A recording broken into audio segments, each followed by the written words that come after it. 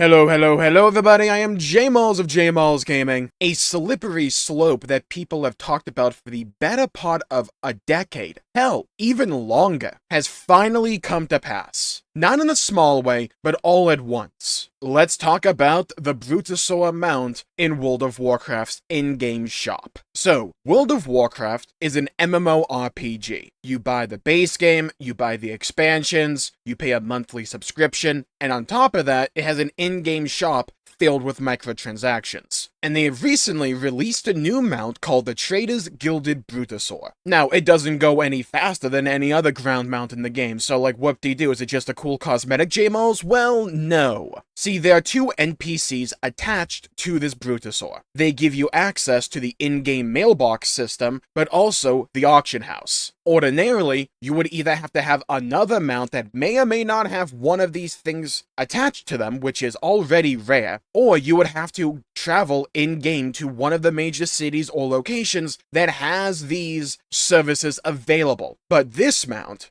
being on the store, has this convenience attached to it. And you may be going, okay, well, sounds crappy, but I mean, I can see why some people may throw $10, maybe $20. It's $90. No, I did not stutter there. That is $90 USD, not Monopoly money. And I know the sentiment that's going to go around, as it has since the in-game shop came to be in World of Warcraft, is going to be, how could Blizzard do this? It's very simple, because people support it, and that's the rub. At the end of the day, that's the issue. The reason the in-game shop has stuck around for as long as it has is because people buy crap from it. The reason other games have incorporated a subscription cost on top of an in-game store filled with microtransactions, and at this point micro doesn't even sound appropriate, is because enough people are willing to fork over enough money to support this endeavor. And every step of the way, enough people wrote it off, saying, oh, it's not that important. Oh, it's not a slippery slope. Oh, what does it matter? Oh, it's just cosmetic. Well, now it's not even just cosmetic. You have an in-game mount, a singular mount, that costs more than the expansion pass did, the War Within. Think about that for a second. Just think how crazy it sounds that a singular in-game mount, a microtransaction, costs more than the current game. You can even factor in a month subscription into this calculus. That's how crazy, that's how far gone we are. And the worst part is that people not only accept it, they defend it. The base edition for the War Within, because of course there's higher editions, was $49.99 USD. Epic Edition, $89.99. I skipped the Heroic Edition, that one's $69.99. Nice. So you could get the base edition, the War Within, and multiple months worth of subscription, and it would still be cheaper than this singular amount. This is the slippery slope with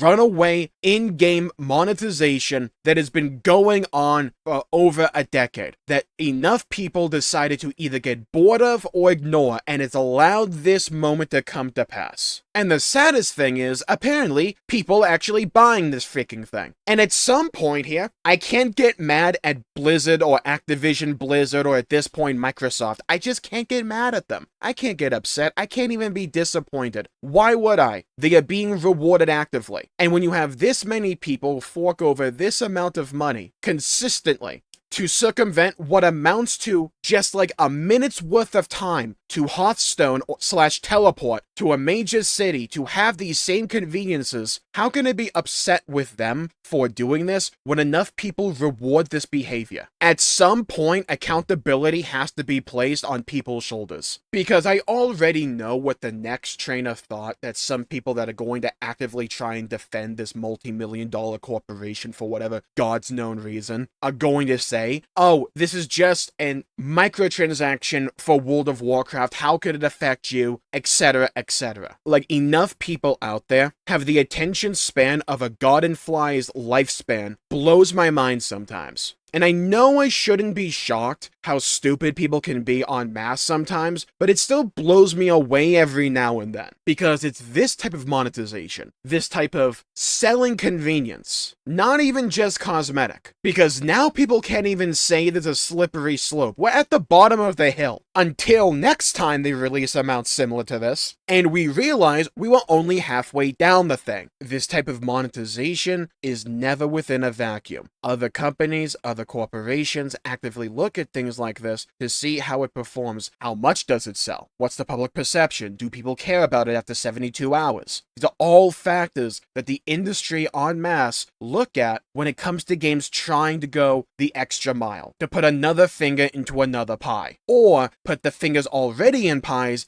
deeper in, another knuckle deeper. What they really should have done now, see, this is why they don't have the vision, yeah? This is what they should have done. They should have made the mount not a Brutosur, but a sheep. Even give it a special action where it goes bah, bah, like in-game. It would be comedy, dude. Make it like the fattest sheep possible and have it just be drooling. Like if you AFK long enough, it creates a puddle beneath your character. Just go really on the nose with it, you know? Heck, if they did that, I would play World of Warcraft just because I would respect that. God, now I'm kind of hoping they actually do that in the future. Look, they already made one Brutosur, they might as well do this now. Because you know the funny thing is, you know people would still buy it. Arguably, even more people would buy it. You have a game that costs a base price to play the current expansion, on top of a monthly subscription cost for the privilege of playing the game. And then, on top of that, the cherry on top is you also have microtransactions. And people believe this to be normal. And the sad thing is, it has become normal. Because too many people out there are either lazy and or short-sighted, to where they don't see the ramifications or they just simply don't care. And then we wonder in 10 years how the gaming industry got to this current problem, got to this current situation. It can't get worse. We'll try again next time. And then you have the people who actively defend these business practices chime in time and time again, because I can only assume they like being taken advantage of by corporations. It's the only thing I can think of. They gain some sick pleasure from it. Or you have the people who act as if it's a personality trait that they don't care about something. Oh, it doesn't affect me, why should I care? And these corporations take another mile. Sometimes they try and take 5, and pushback may be just enough to get them to settle for only 2 miles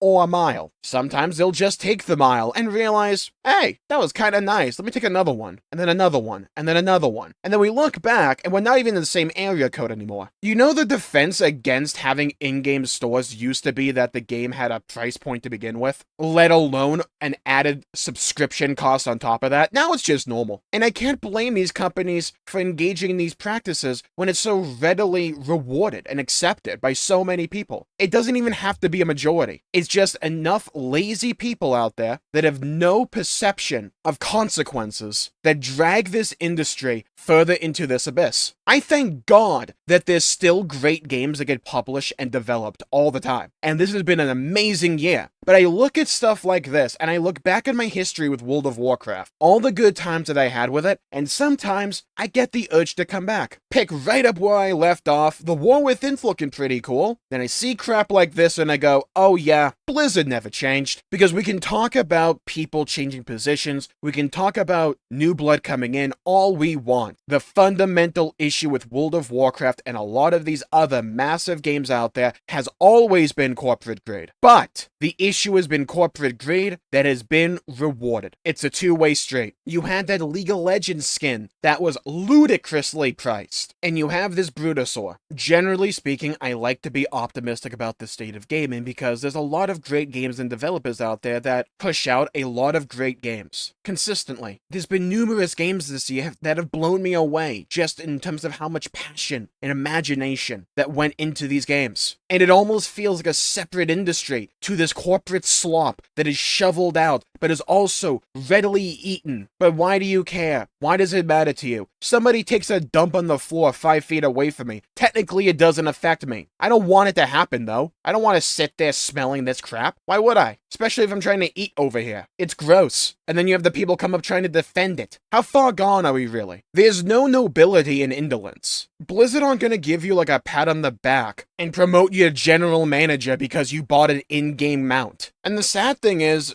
there's not a positive spin I'm gonna put at the end of this video. Because here's what's going to happen. Within a week or two, people are going to forget about this. And then some point down the line, Blizzard are going to try this again. Because if it was profitable enough for them, of course they would. If enough people are willing to fork over the price of the Epic Edition for the War Within for one mount because they can't be bothered to use a Hearthstone to teleport to an in-game city and then walk 5 feet to the auction house or the nearby mailbox, of course Blizzard will capitalize on people's laziness. Of course they will sell convenience, because enough people out there are too stupid to see the forest from the trees, because they're just looking down at their own feet. But I can take solace in the fact that better games that are more fairly priced will continue to be made, because enough people are also supporting those games. And at the end of it all I can do is just like sit back and laugh, because what else is there to do? Just watching a whole bunch of people get farmed for a $90 mount that is absolutely not worth that price at all, in any capacity. I'm sorry, but if you're too lazy to use one teleport in-game to get these services, like, what do you want me to tell you? Like, it's just funny at that point. I can't be upset, I can't even be mad, or even disappointed, because people's laziness and tolerance for corporate greed has allowed them to capitalize on it. And with that, I'll call the video there for the day. Thank you all for tuning in. Pleasure making the video. If you enjoyed it, please leave a like and subscribe. It really helps the channel out and helps support future content, and I greatly appreciate it. I don't agree with the notion that business practices like this should just be disregarded or ignored. No, they need to have a light shown on them. And who knows, maybe people can have a nice laugh about this, because this is straight comedy. Bye-bye, everybody. Until we meet again.